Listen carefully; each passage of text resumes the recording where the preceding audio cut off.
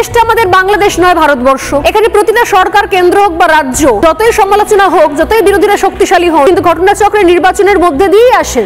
তাই নির্বাচিত সরকারকে রাতারাতি ফেলা যায় না। এটা কি জানেন না তারা? মুখ্যমন্ত্রী পদত্যাগ, স্বাস্থ্যমন্ত্রী হিসেবে পদত্যাগ, পুলিশ মন্ত্রী হিসেবে পদত্যাগ মানে কি এই যে সরকার পাল্টে দেওয়া? নয় তো। ন্যূনতম বেসিক দায়িত্ব নিয়ে এটুকু বলা যে আমি একটা মানুষ ভাই, আর আমি একসঙ্গে এতগুলো দপ্তর চালাতে পারছি না।